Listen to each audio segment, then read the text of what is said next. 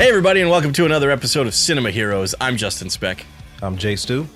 And today we're talking about Batman Gotham Knight, released in 2008. Now this one's a little special because it's actually kind of 6 short films. So there's 6 different directors, 6 different writers. So I don't know if I should just list them all now. I actually don't really want to list the directors because I probably won't be able to pronounce any of their names. They're all Japanese. Or I could do it as we go through each segment. What do you think, Stu? Yeah, let's do it as we go through each segment. All right. So like I said, this was released in 2008. It was actually released pretty close to the release of The Dark Knight. I want to say it came out like a month or two before the movie. And it was it was kind of advertised as being like a bridge between Batman Begins and The Dark Knight. I am curious about, I want to hear what you thought when you first saw it. And I'll just say for me, when I have not watched this since 2008, since it first came out. And part of the reason for that is because I was actually a little disappointed with it when I first saw it. Because I didn't really feel, they do talk about, I noticed in this viewing, they do talk about like the Narrows kind of being, I think it's the Narrows, or, you know, it's like where Arkham Asylum was. How like there's still inmates everywhere and it's basically become an island to the inmates. Yeah. So there's like that kind of connection to Batman Begins, but otherwise I didn't really feel like it was super connected to either movie. It was just 6 Batman stories. And I also was not a huge fan of the animation back then either. But what about you? What did you think the first time you saw it? I'm not surprised that you didn't really like it because this is heavily anime influenced and you are not an anime fan. So that doesn't surprise me at all. I really like these animated short films. It's loosely connected to the Dark Knight universe. They do make direct references to Christopher Nolan's universe, but one thing that does disconnect it, skipping ahead quite a bit, is Deadshot. Deadshot is actually a different person in the Nolan verse. So he's not called Deadshot in the Nolan verse, but there's a Deadshot like character that appears in The Dark Knight Rises. Is he like kind of Bane's like right hand man guy? Yeah, he got that red scarf. Yeah. That's supposed to be Christopher Nolan's version of Deadshot. Oh, interesting. Okay. Yeah. So that's like the one thing that kind of disconnects it from the Dark Knight universe, but for the most part it is connected because they do mention the Narrows, they mention the MCU, right? They mention the Ramirez events of they mention the events of Batman Begins with Scarecrow and the fear-inducing toxin. Yep. Yeah, and to the producer / writer's credit about Deadshot, Dark Knight Rises obviously was still 4 years down the line.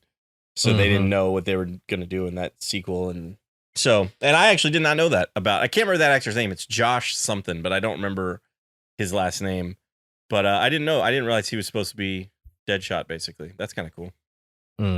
Well, let's jump into the movie. The first story is called Have I Got a Story for You? What's kind of interesting is every single one of these segments has a story credit by Jordan Goldberg. And then the screenplay is written by somebody else, except for one, which was also written by Jordan Goldberg. So for Have I Got a Story for You, it's from a story by Jordan Goldberg, but screenplay by Josh Olson and directed by, I'm probably going to get this wrong, Shojiro Nishimi.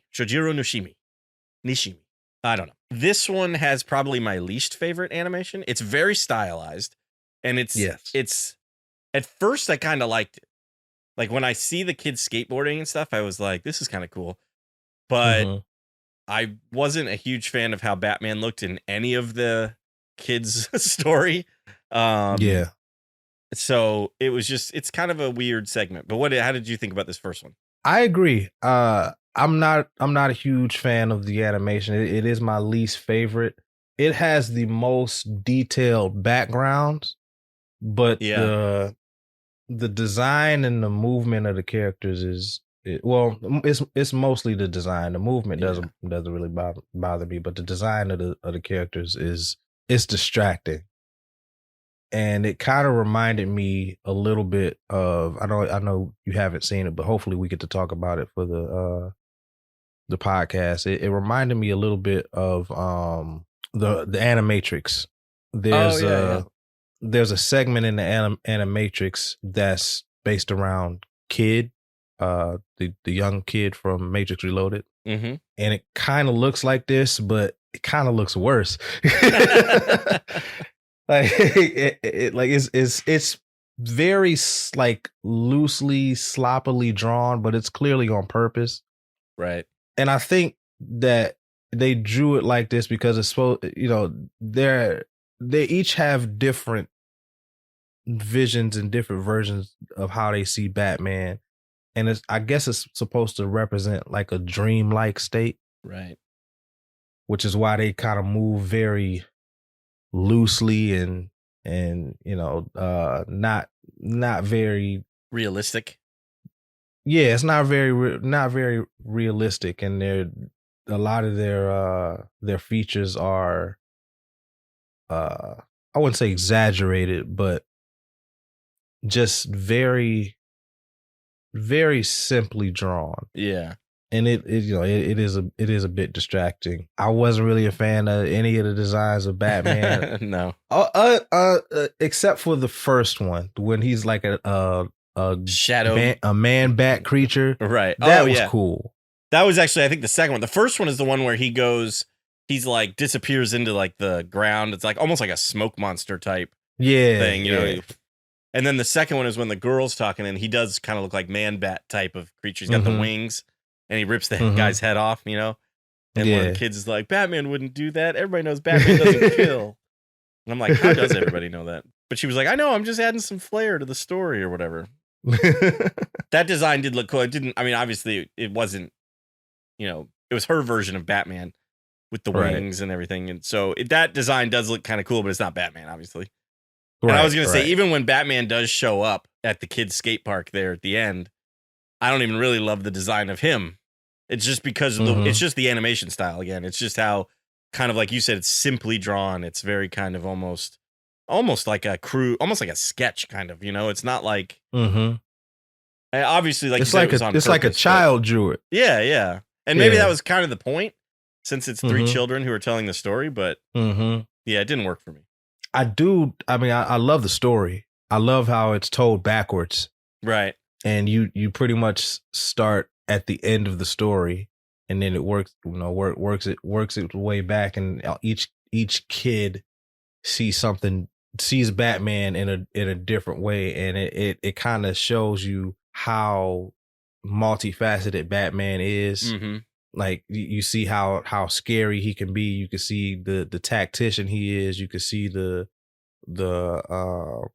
all his different gadgets and tech. So it definitely shows from a writing standpoint, it shows a holistic version of Batman, which I thought was very interesting. And I do appreciate that. It also kind of can show you how like Batman kind of can become this legend status, because these kids see him in it, and probably everybody who sees Batman kind of sees him in a different way. And the stories kind of get embellished as they're being told, just like the kids do here. So it's like Batman becomes this bigger thing, which I think is, I can appreciate that. So the second segment of the movie out of 6 was called Crossfire.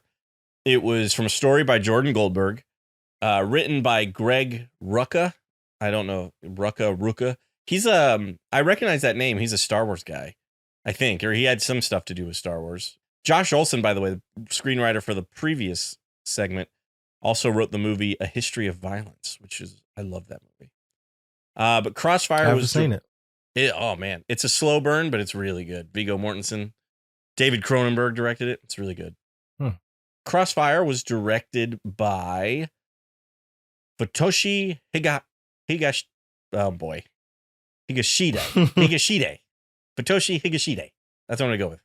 And this one kind of focuses on 2 cops more than Batman, I guess you could say.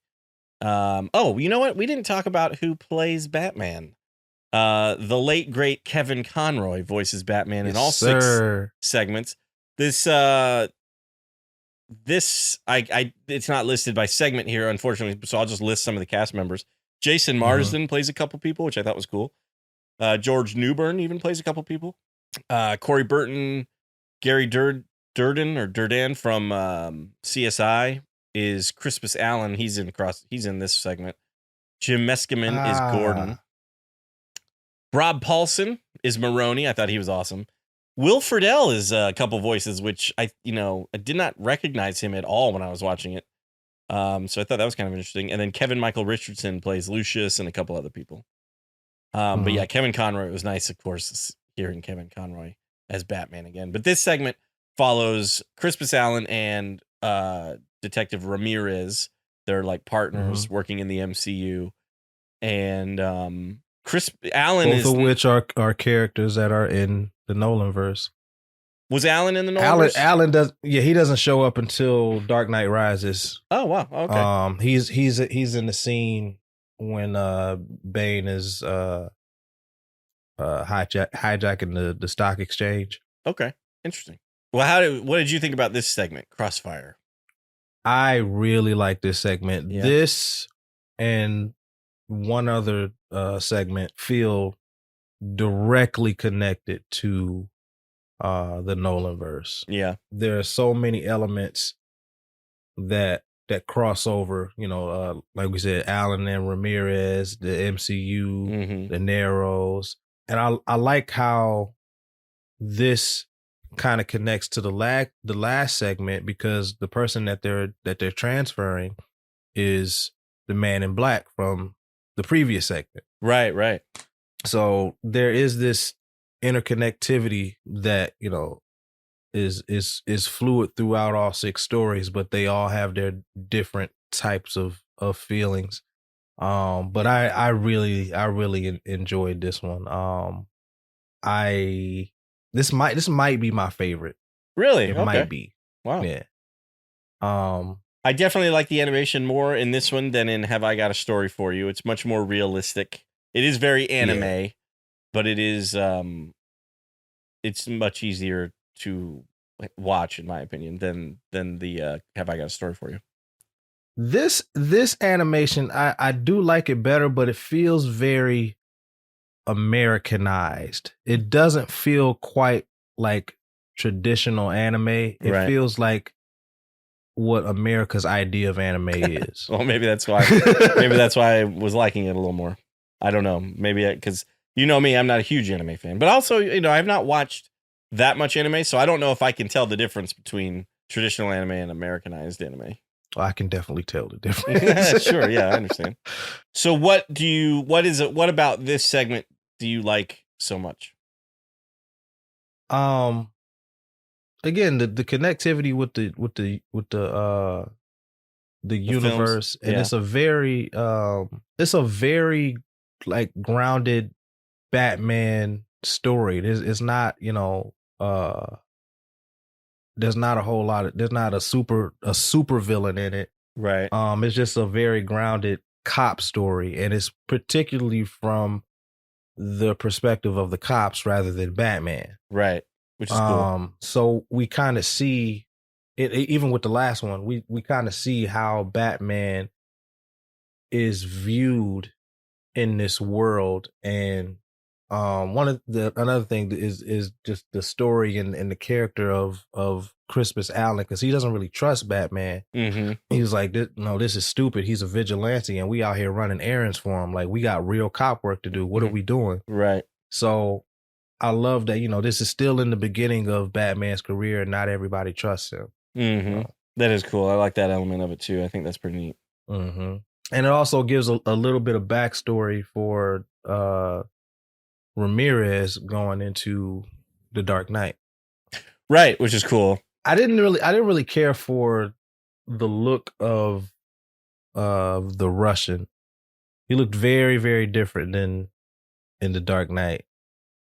Well, I was so does Maroney. It was like they kind of started animating this before they cast the film.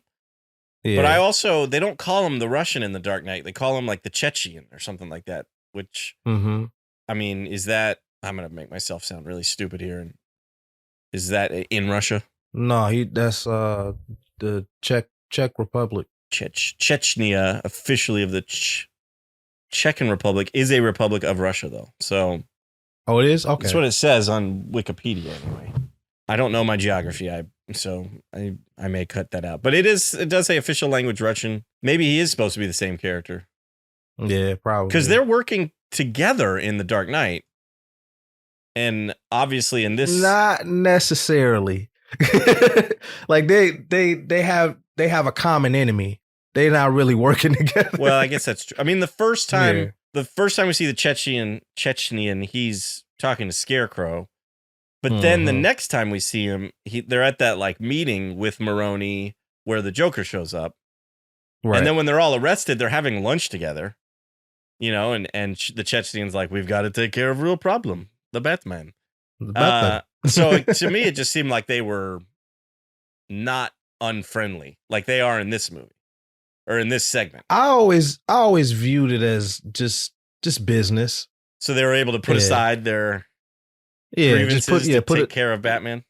Yeah. It could be. So they just, they were just kicking back, relaxing, and letting Joker do what he do. Right. I mean, it does. And at the end of towards the end of the Dark Knight, or towards the end of the second act or something, Maroni does tell Gordon that he knows where the Joker will be, and he's at a meeting with the Chechenian. So he obviously doesn't care about if the Chechenian were to get caught up in that. So it's not like they have any. Yeah, it's not like they have any real true loyalty to one another, I guess. Mm-hmm. But yeah, I really enjoyed this one. I definitely enjoyed like the last act of it, where it's the whole shootout scene, and they're caught in the crossfire. Right, yeah, exactly. I was actually skipping ahead, I guess, when I was thinking of Maroni and the Russian, which is the next segment, Field Test, where Batman shows up and tells him, you stick to the docks and you stick to your slums, or whatever he says. Mm-hmm. But Maroni, I believe, is in this segment too, and Rob Paulson voices him, and definitely doesn't play it like Eric Roberts plays it, but it's still, I love the way Rob Paulson plays him in this movie. Yeah, Rob Paulson is so instantly recognizable. Yeah. Every time I hear Rob Paulson, I think of Yakko Warner. Yeah, of course. Animaniacs is exactly what I think of. Yeah. He also was a voice of one of the Ninja Turtles, so I kind of think of that too sometimes. But Yakko comes to mind usually first. I think he was the voice of. Was he the voice of Raph? I think he was. Yeah, Raphael. Yep. Yeah. The next segment is called Field Test. It was from a story by Jordan Goldberg, screenplay by Jordan Goldberg, and directed by Hiroshi Morioka. I think I got that one. Okay. Yeah, you got that. I liked this one, actually. This one felt connected to Batman Begins to me, because it's Bruce Wayne going to Lucius Fox showing him some technology that he could use. I even like how it's funny to me. It made me question, because in The Dark Knight, Lucius definitely knows that Bruce is Batman. Mm-hmm. But I don't think there's ever a scene where like he learns it. I think he's just not, Lucius is just not an idiot, and sees the tumbler out there, puts two and two together. But it's funny how in this, he's like, this electromagnetic kind of field that he's created can repel bullets if it's like at a certain decibel level. And he was like, it'll handle handguns, no problem, but if somebody points a rifle at you, you better duck. And Bruce is like, well, why would anybody want to point a gun at me? And so it's like they're still kind of being not really telling each other the entire truth, but Lucius definitely knows he's Batman. Yeah, Lucius knows, and I mean, they're even working on it looks Bruce like the Batmobile here. So that was kind of a weird, that's even before the thing about pointing the rifle. But what'd you think about the design of the Batmobile in this? They don't really copy the Tumbler. It's kind of almost like a mash between the Tumbler and the '89 Batmobile. I like it. I like this Batmobile. You're exactly right. It's a mix between '89 and the Tumbler, which I thought was very very balanced. It's less tank like and a little more sports car like. Yeah. It has like the fins on the back, just like the 80. Actually, there's in the next segment. I believe it's the next segment. No, it's the 2 segments from now. Alfred shows up in the Batmobile to help to like get Batman, and looks exactly like the 89. Yeah, it's 89. Yeah. That I was like, was this like a prototype Batmobile that he decided he didn't want to do and went with the Tumbler instead? But yeah, no, I like the look of the Batmobile, and so I actually don't really understand the scene. If Lucius is they're doing some experiment with the Batmobile, talking about the electromagnetic test, and then he tells him not to get. I don't know. I guess they're just being kind of silly with each other. They're just joking around. Yeah. But I thought this was a cool story. I like this story. I did too. I like this animation and this bat suit. I wasn't crazy about it the first time I saw it, but the more I watch this movie, and this particular bat suit is in Arkham Knight. Oh, it's the anime one. Yeah, that's right. Yeah. It grew on me. I was like, okay, this is not bad. I wouldn't want it in a live action Batman movie, but for this, I like it. Right. It works in this. I wouldn't want it in a live action either. I don't love the cowl. It's interesting looking, and I like that it's in the game. I thought it was cool that they put it in the game. But you're right. I wouldn't want to see it in a. It kind of grows on you, but I wouldn't want to see it in live action. But I hated it the first time I saw it. But I kind of, like you said, it kind of grew on me. But yeah, I do like this animation. Okay, I don't love the. Bruce just looks like a kid. Yeah, he looks so young. That kind of. I think that was the idea, because going back to what you said, like it does feel like it connects directly to Batman Begins. Yeah, because Bruce is so young, and they actually wanted to use Christian Bale, for the voice of Batman for these these shorts. I kind of wish they had just for Kevin the connectivity. Conroy convinced him to let him do it.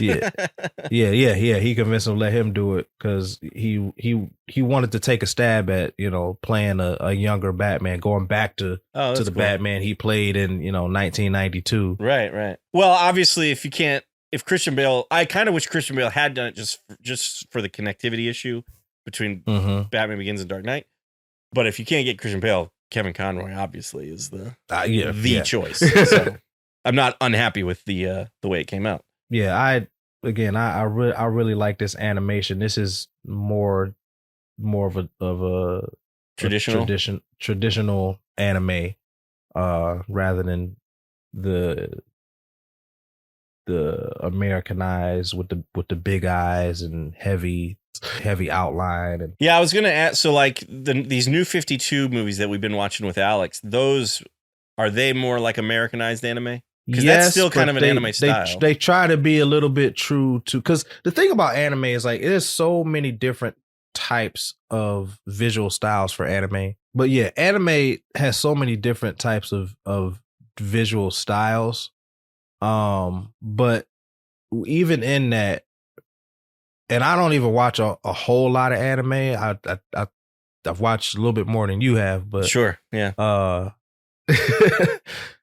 I can still tell the difference between something that had American hands in it and gotcha. versus something that was traditionally animated in Japan. In Japan, yeah. This I wondered how easy this movie was going to be to talk about, because the segments are pretty short, and some of them have kind of heavier storylines than others, but it's just they're good, don't get me wrong, but it's like there's not a whole lot of meat to them to discuss, I guess. Yeah, this one is pretty straightforward. Yeah, but it does, again, the writing in this one does feel very connected to the Nolanverse, because he has this new technology, and in the end, he says it works too well. It's too effective. That's what I really liked about the story as a whole was he has this awesome technology, but it ends up getting somebody hurt, and now the person who gets hurt is a bad guy. But that doesn't matter. It's he's like, right. I love what he says. He says, I'm willing to put my life on the line, but it has to be mine. Right. It can't be anybody else. I can't put anybody else's life on the line. And so he's like, I can't use this because it works too well. Bullets just bounce right off of it. And Yeah, and that's a very Batman thing to say, especially the Chris Nolan, Christian Bale Batman. He would definitely say something like that. I agree. So I looked up the writer of this segment because Jordan Goldberg, I wasn't really familiar with the name. He has got to be a friend or somebody that grew up with the Nolans or something, because his only credits until a little bit later into his resume are all Nolan stuff. The very first credit he has, he was an associate producer on The Prestige. I'm wondering if he's more like a Jonathan Nolan protege or something.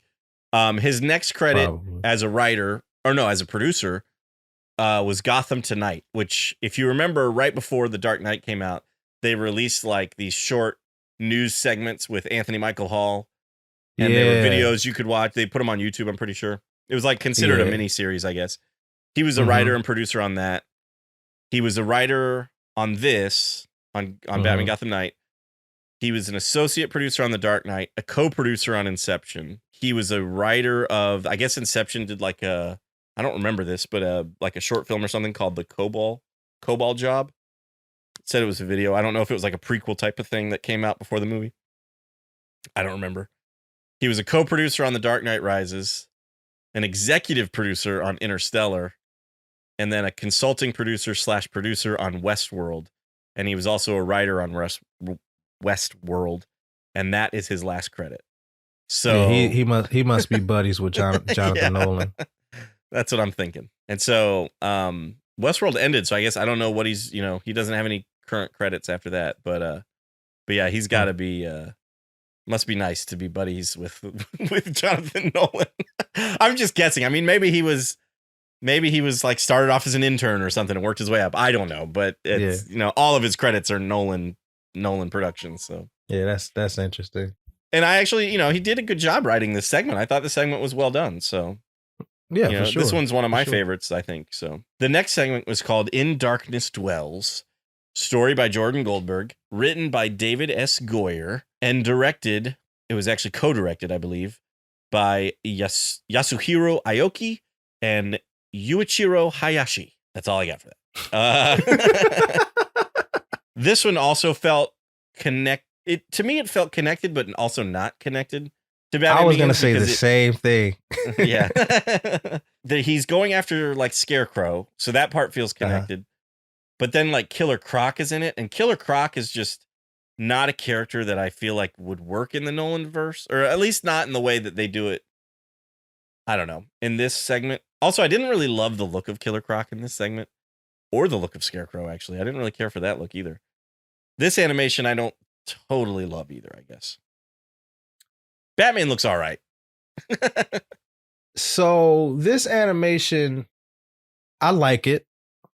The shadows are too harsh for me. Yeah. Some extreme close-ups and stuff. Yeah. The extreme close-ups are a bit much, but it feels very noir, which I do like. Yeah, that part's cool. And the Gotham in this looks like the Dark Knight Gotham. Yeah. And that you could say that about a few of the segments, which I did like. And that part did make it kind of feel connected to the Nolanverse, was because Gotham does kind of feel like at least the Gotham from Batman Begins, I thought, in a couple of the segments, Yeah. So I did appreciate that. And his bat suit looks like kind of looks like the Batman Begins bat suit. It does. I think this segment, even though I don't love the animation in this segment, I think this one has the closest looking bat suit to the film. To Batman Begins, anyway. I agree.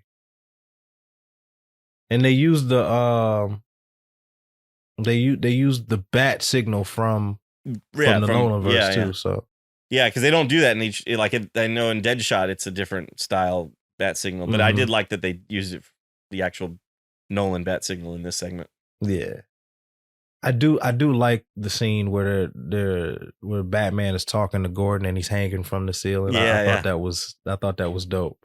Yeah, Gordon's like, I know you're here. Like, what do you think? And then Batman just like comes down from the ceiling, hanging upside down. Yeah, I thought that was cool too. I like that. He says, you use this to to communicate me, but you won't be able to track me. It's encrypted. Right. It goes through 3 different satellites or something like that. Yeah, and they so this is where they talk about, Waylon Jones, Killer Croc. He's like, at some point, he sees the footprints. And I do kind of like the idea of Killer Croc being on Scarecrow's toxin, because that would be a problem. Can you imagine? That would be scary. That would be terrifying. Yeah. I like the inclusion of Killer Croc. I agree. I don't think the way they use him in this would necessarily work for the Nolan verse. Right. There is a version of Killer Croc that I do think wouldn't work for the Nolan verse, and that is in the Joker graphic novel. Oh, nice. I don't remember him in that. I have that, not that graphic novel. Yeah, he's very grounded and realistic. He doesn't look like a crocodile, right? But he has reptilian elements to him. So he has very sharp teeth. His skin does look like scales, but he's not green. He looks just like a regular guy, but he's big and muscular and has weird skin. Yeah. And he's a cannibal. Nice. Well, not nice. I don't condone cannibalism, but you got something you want to tell me, Justin? No. Off air. No, I'm just kidding. I think my favorite version of Killer Croc is Batman the Animated Series, where he's not really green, he's more like grayish. And I've always liked that version of Killer Croc. I like the version of Killer Croc in the game, like in Arkham Asylum, but he's almost too big. He's huge in those games. Yeah. Or in that first game. I don't know if you showed my favorite version of Killer Croc is in Arkham Origins. I don't remember him in that either, I guess. It's funny because he looks how he kind of looks like how he does in the Joker graphic novel. Oh, okay. His skin is green, but he looks like a dude, not which I like. Giant monster like he is in Arkham Asylum. I don't necessarily care for when he looks too reptilian. Mm-hmm. Unless it makes sense in the story. So right. In Arkham Knight, there's a Killer Croc DLC, and he looks the most crocodile like he's ever looked in anything. Really? Oh wow. And but it makes sense in that story because he's further mutating, like he's sick and he's dying. So it makes sense in that, but to have him look like that all the time, especially when he first shows up, it just doesn't make sense to me, especially when you're trying to, Batman's villains for the most part are pretty grounded. And that when Killer Croc is very monstrous, it feels out of place. Right. Or it can, yeah. How do you feel about Killer Croc's look from Suicide Squad? The live action Suicide Squad. I actually kind of hate it. Do you? Yeah, he looks atrocious. Fair enough. Now, it's weird because I get what they were doing. Sure. And he does look very reptilian and lifelike, but the head is too big. And I have more of a problem with the characterization rather than how he looks. Right. Sure. I can understand that completely. They did Killer Croc so wrong in that movie. Yeah. And I'm one of the few people that actually like Suicide Squad 2016, but Killer Croc is one of the biggest crimes of that movie, and it kind of makes me mad. I can 100% understand that. I don't love his look, and like you said, I don't love his characterization either. But I will say I appreciate that they went prosthetics with it rather than just doing green screen. Just having a motion capture. Yeah, and that's how I feel about it. I appreciate the effort, but it doesn't look great. Yeah, it doesn't look great. It could have used some more work. I wish they kind of had done like a combination, like prosthetics, but like maybe made, because you're right. It's because he's wearing like a bald cap, probably with prosthetics on it. His head does look too big for his body. So I wish they had almost like enhanced his body a little bit, made him a little, maybe given him some like taller shoes to wear, so he kind of towered over the rest of the group a little bit, and enhanced him with CGI just a little bit. Not anything crazy, but or maybe giving him like a muscle suit to wear underneath. I don't know, something. Yeah, something. And it's ironic because the actor that plays him is not a small guy. person. No, that's true. It's very just true. It's just that the way that the prosthetics were designed, it just makes him look so small, especially with the head being so big. It just makes the rest of his body look tiny. Yeah. So how do you feel about Scarecrow portrayed in this segment? I'm not too fond of Scarecrow in this segment. I like that he has a scythe. Yeah, I do too. That was yeah. So I'm trying to watch the movies less because it can be distracting, but I couldn't help but put this one on. And that was the shot of him throwing the scythe and it just going right by Batman. I actually really like that shot a lot. That was really cool. I don't mind necessarily the look of Scarecrow. He reminds me kind of the animated series of Scarecrow, even though they changed his look a few times through that series. They couldn't really decide on like what they really wanted. But it doesn't look anything like the Scarecrow from the Nolanverse.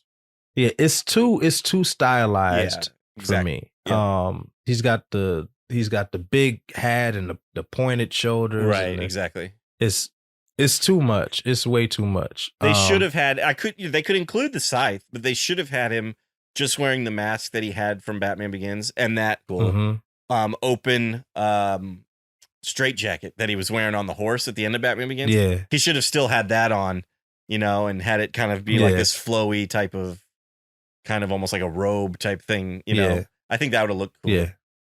I agree. The absolute best looking version of Scarecrow is in Arkham Knight. He looks perfect. Yeah. Perfect. He's super scary. He got the fear toxin with the on the gauntlet, like it looked like very They're Freddy like Krueger and fingers. Yeah. Yeah. Oh my God. It's he looks perfect and he is terrifying. Yeah, that probably is the best version of Scarecrow. I love how he looks in The Dark Knight when he comes out of the back of the van and he's got the suit on with the mask. Like, I think that is just awesome. Yeah. It's very simple, but it really works for me. I told you it'd take you places. I never said it would be places you'd wanted to go. Right. But you're right. Arkham games, I love those Scarecrow levels, especially in Arkham Asylum. One of my favorite moments of that game, not to get too sidetracked here, but is when you're like going down the hallway and you're like kind of come to a dead end. You have to turn around and then it looks like the game glitches. The first time I played that, I was like, what? And I was like worried I broke my game. And then all of a sudden it was like, and you hear, I think, music or something. And the game starts. It looks like the game starts over, but Joker's driving the Batmobile this time and everything. Yeah. I was like, this is the greatest thing I've ever seen. What always kind of like scares me, kind of frightens me, is when you go into the morgue. Yeah. You have to open go up, in and then you don't see anything, and then you go back through the other door and you're in the same room that you just left. Right. I was like, hold on, what's going on here? Isn't that also where like it starts as kind of a quiet whisper, and the longer you're in there, it's like, get out. It wants you to go to like the other room or something. Yeah. It had some creepy moments in that game. It was pretty cool. Yeah. Arkham Asylum is a scary game. Yeah. It is. It's got the best It's got the best atmosphere out of all four games. Best to be played late at night. Yes. I really want to replay that game. I might have to pop that in today. I'm in the middle of playing Arkham Knight, so I want to finish that. Yeah, well, I'm actually playing. At least get to the end of the main story. Yeah. All right, well, so we move on to the next segment. We've got two more. Yeah. Segment number 5 is called Working Through Pain, a story by Jordan Goldberg, screenplay by Brian Azzarello, the author of the Joker graphic novel you were just mentioning. Yes, sir. And directed by Toshiyuki Kabuka. I probably ruined that, but that's okay. That sounds right. This was this was a flashback episode, I guess, which was kind of cool. It makes me kind of wonder where this takes place in the continuity of Batman Begins in terms of, because Batman Begins opens up and he's like in a prison beating guys up, but it's right before he joins the League of Shadows. So I'm wondering if this is before that and he hasn't met the League of Shadows yet. He does know how to fight because it shows that, but I don't know if he's quite League of Shadows fighting yet or not. What do you think? I think it's before that because when he gets to the League of Shadows and he has to bring that flower to Ducard, he knows several different fighting styles before he even gets to the League of Shadows. Yeah. So I think this takes place a little bit before that. Maybe not a significant time before that, but a little bit before that because he can fight. He's just learning how to deal with the pain. Right. And I love the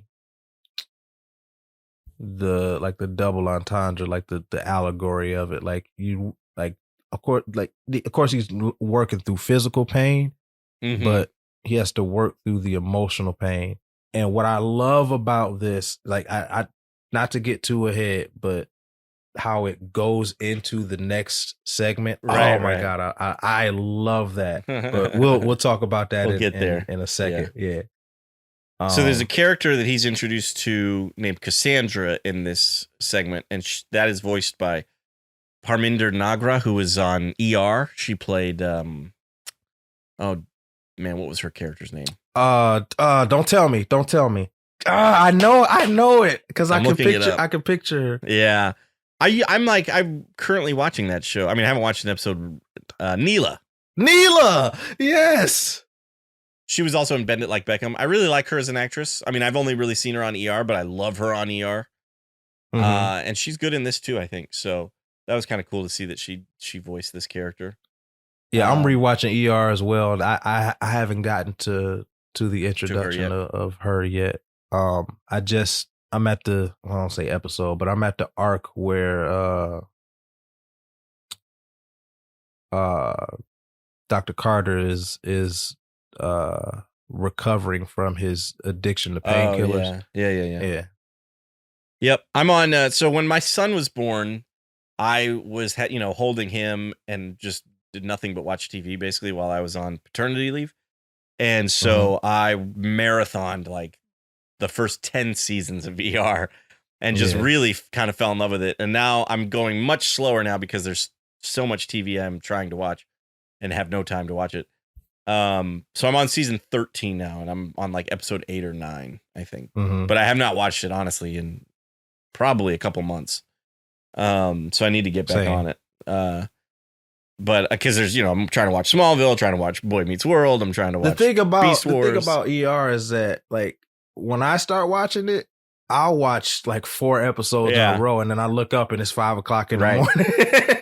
Yeah, and that's part of the reason why I loved watching it when my son was born, is because unlike other 45-minute episodes of TV, it didn't feel like 45 minutes. Yeah, it's such a fast-paced show that I could watch, because normally a lot of times for me it's like I'll watch 1, maybe 2 episodes of a 45-minute show, and then I gotta watch something else or break it up and watch something shorter.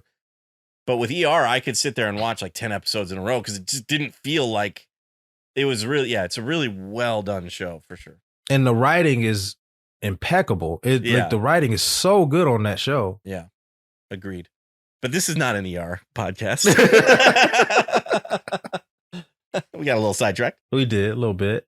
I don't have much to say about this segment other than the ending. I'm very curious what you think about the ending, but I don't want to jump ahead if you've got some stuff you want to talk about in terms of this segment. Oh no, we can go right into it. So before we get to that, she gives her backstory about how she learned everything that she knew, but she learned it through deception. She pretended to be a boy, and that has kind of plagued her entire life. Right. And her family turned her away. The village is constantly berating her and making fun of her and abusing her verbally and physically. And we get to the end, and she's being abused verbally and physically for teaching Bruce what she knows. He's like, why what you're teaching him what is not his to know. Right. So he defends her through violence, and she kicks him out. And I love that when we flash back or flash forward to the present, it's kind of a bookend. Like, he's working through physical pain because he's got a wound in his like side. Yeah, he got a wound in his side, which again this connects to the last segment, because one of the cultists from the last segment shot him. Right. So now he's in the sewer with a gunshot wound, and now he's thinking about how he learned to work through pain. And then he gets I don't know what it's called, but it's a bunch of trash. There's a lot of trash. He's underneath like a grate. It's almost like a sewer grate or something, but there's just a ton of, which is probably appropriate for Gotham. That's probably where a lot of trash ends up. Right. Yeah, because even when he says in the last segment, he has a great line. He was like, "Hey, Bat, what the city look like up there when you're flying?" He said, "It looks dirty." I was like, "That is that is so great." Yeah. So yeah, it's very appropriate for Gotham City. But he's in this grate with all these trash, and he finds a gun, and then he finds another gun, and more guns, and it's just a great emotional connection to the emotional pain that he has to work through. Right. And he calls Alfred to come get him, and Alfred shows up in the 89 Batmobile, pulls the grate off. He's like, "Give me your hand." And he looks up, and he has an armful of guns, and he looks up at him and he says, "I can't." And I was like, that is fantastic. Yeah, it was an awesome ending. It's probably one of the best endings to the any of these segments. Yeah, for sure. I think it is the best ending to any of the segments. And then again, that leads right into the next segment, because now he's at home, right, recovering. And he's like, you have to appreciate the beauty of a gun. Right. But like, I'll never use one, but yeah, he's like, I'll never use one, obviously, but it like there's something to be appreciated about it. Yeah, so this segment was called Deadshot, and it was written, story again, by Jordan Goldberg, and written by Alan Burnett, who's a name we've heard. He's written a lot of these animated movies. And it was directed by Jong-sik Nam. I go back and forth on the animation on this one. I think I really like it. How do you feel about the animation in this one? I don't really like it. I like it. It's just a bit too stylized for me. Again, it's weird when the shadows are so deep and like the contrast is so high. But I don't dislike it. I prefer the animation from the previous segment. Yeah, that one probably had the best animation. I do. This one is very stylized, and the shadows are really dark. But I think I kind of like it. I think it works for me, and I think I like how he looks in the bat suit in this one a lot. Yes, I love how he looks in the bat suit. I don't know. I go back and forth on Deadshot himself. Yeah, because he's very formal and likes to show off a lot, which is kind of a Deadshot trait. Yeah. I think that Will Smith's version of Deadshot kind of took that and grounded it a little bit and made it a little less stylized. Like, he still likes to dress nice and look good, but it's not, it didn't feel like a caricature. This feels like a caricature. Okay. I do like how when he hits his first target, he shoots the bullet through the stem of a wine glass. And they even tell him later, they're like, "Really, the wine glass? Did you have to do that or whatever?" And right. I can't remember his response. It's some, basically like, he said something like, "I'm trying to keep it interesting." Or right. Yeah. Something like that. I do like that. I don't hate the look of Deadshot in this, but you're right. He might be a little bit over the top. Yeah. He's a bit over the top, but I do like the fight on the whole fight in the subway or the train or the sewer, whatever it is. I think it's a train, subway, right? Yeah, it's a train. Yeah, the animation, I don't dislike it. It's just I think it might be the frame rate because anime tends to have a little less fluidity in the movement because they use less frames.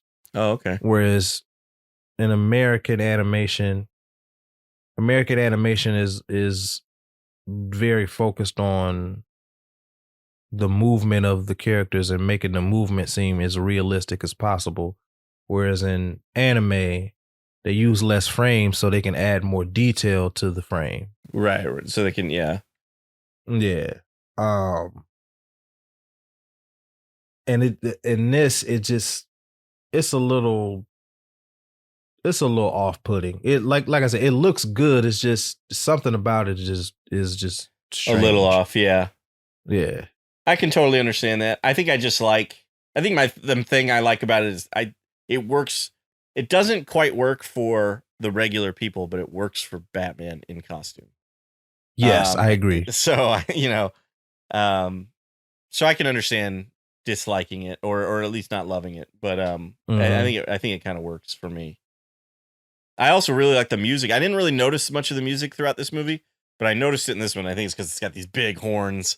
Yeah, but I like the music in this segment too. I thought it was pretty cool. Yeah, I like the music throughout, but this is probably my favorite as far as the music. Yeah, I actually have this album. I just haven't really listened to it, I guess.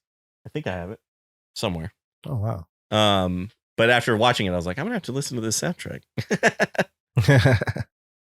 Will Friedle does a good job of hiding his voice because I couldn't point him out. He plays a character named Anton, which I think is from Field Test. I think it's the guy that gets shot. So he doesn't have a whole lot to say. Mm-hmm. And then it says he also plays Cultist and Youth Number 1. So I'm assuming Youth Number 1 was from the previous segment, and Cultist was when he was down in the Scarecrow segment. But I never noticed. Yeah, when I think he's the guy that says, "Hey, Bat, when you flying up there, what the city look like?" I think that's Will Friedle. Nice.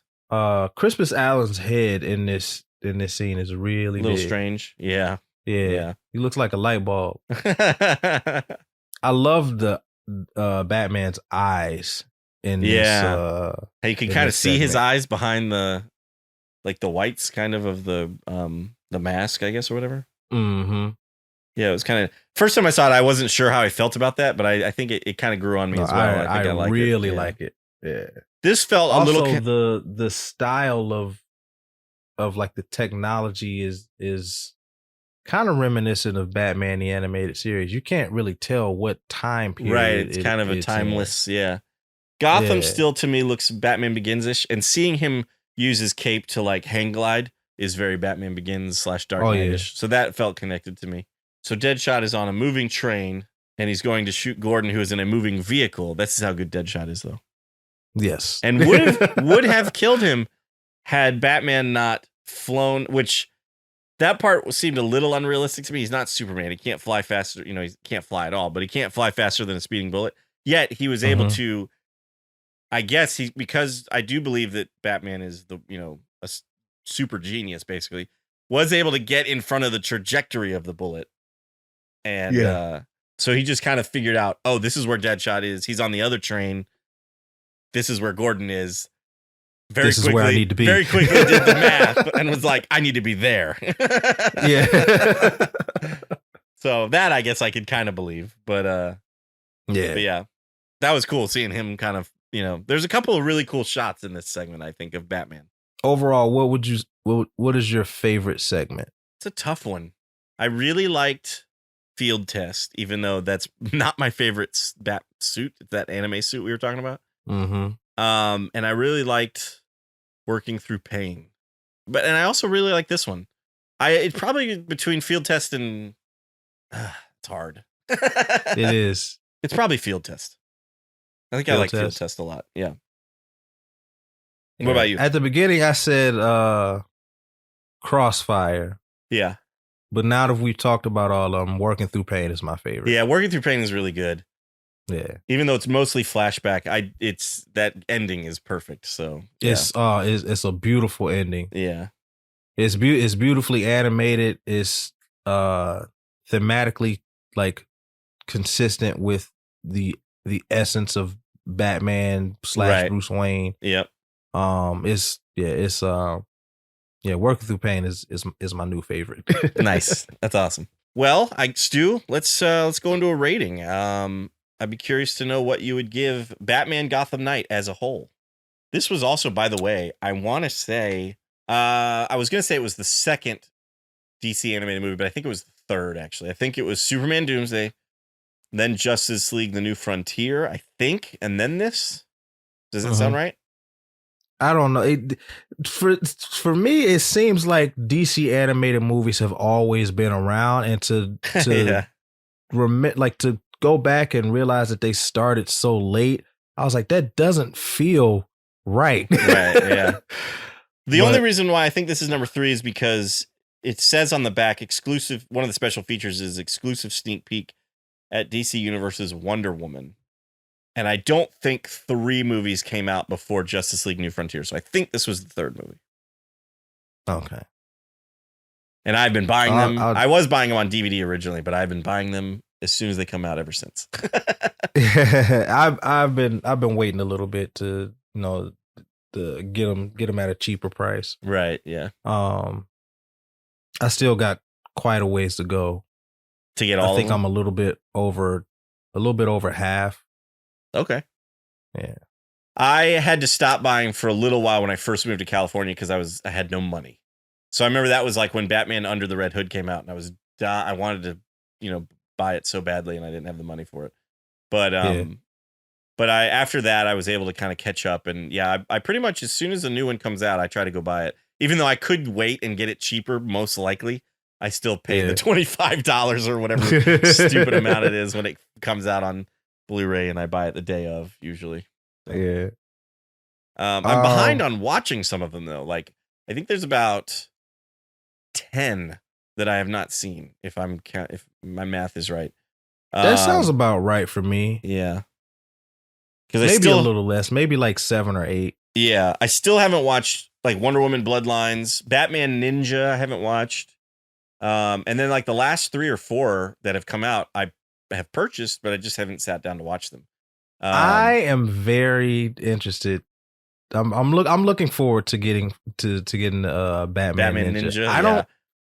I don't think you're gonna like it. But I don't think I'm gonna like it either. You're gonna like it for all the wrong reasons. I don't think I'm gonna like it either, which is part of the reason why I haven't watched it yet.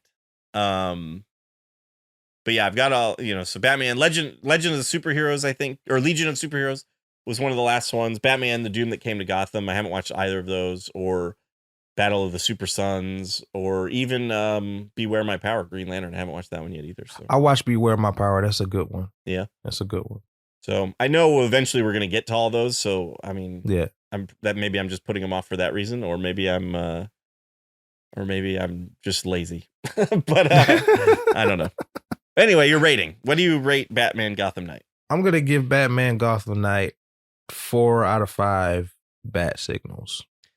Yeah, I'm right there with you. I'm gonna give it the exact same thing, which is higher than I was expecting. Before rewatching it, I would have probably considered this one of my least favorite of the DC animated movies.